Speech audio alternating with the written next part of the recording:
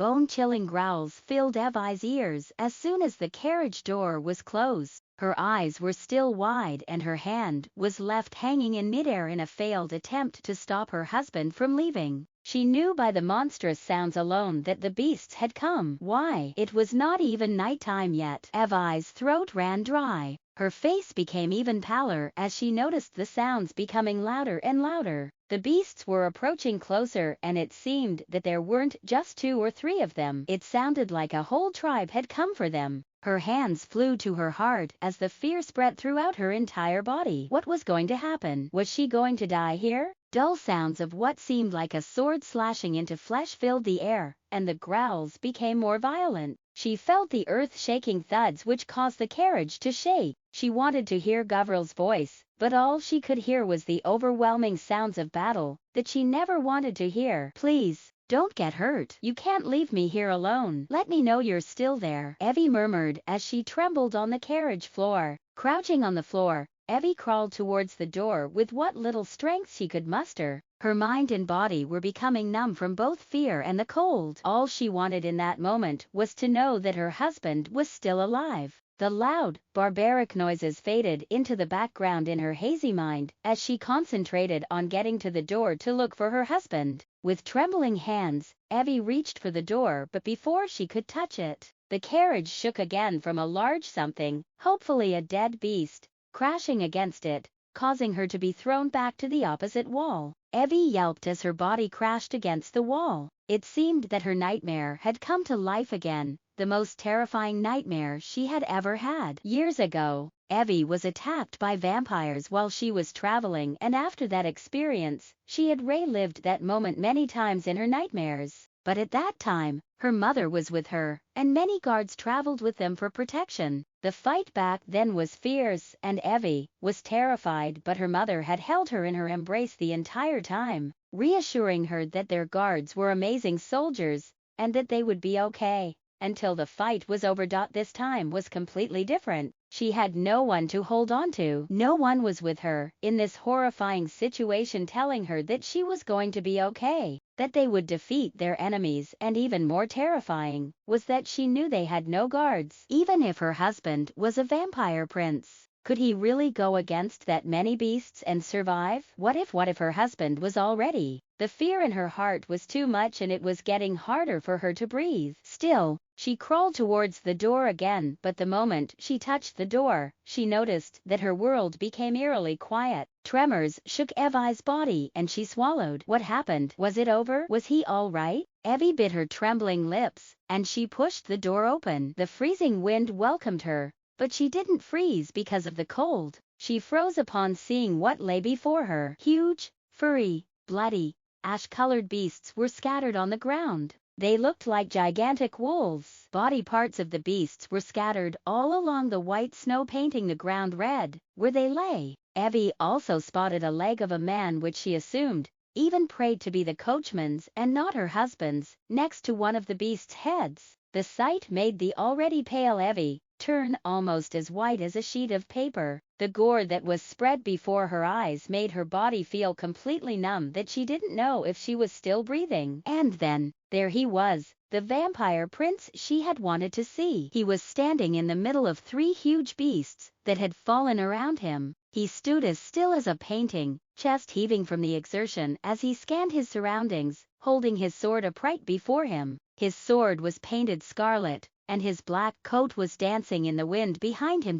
When he turned and looked at her, the world screeched into a halt. His eyes that used to look like a calming pair of silver moons were gone. They were replaced by an intense and bloody red pair of eyes. Those were the eyes of the monsters in both her reality and nightmares. She felt like the god of death was staring at her, and her body fell backwards onto the carriage floor. When he moved towards her, Evie's body instinctively retreated until her back hit the opposite wall of the carriage. She was like a little bunny trembling in fear because a savage wolf had spotted her and was now approaching her to tear her down and make her his meal. The man halted for a few seconds at the sight of her reaction, but then he continued approaching the carriage, stopping by the door. Evie had her face buried against her knees, as if not seeing him would lessen her fear. She hugged herself in a fetal position, trembling uncontrollably. Gavril stared at her, and the sight of her made him think that she was like a little white bunny cowering in fear because a hungry wolf had cornered her to her demise. His jaws clenched, but he remained calm as he quietly cleaned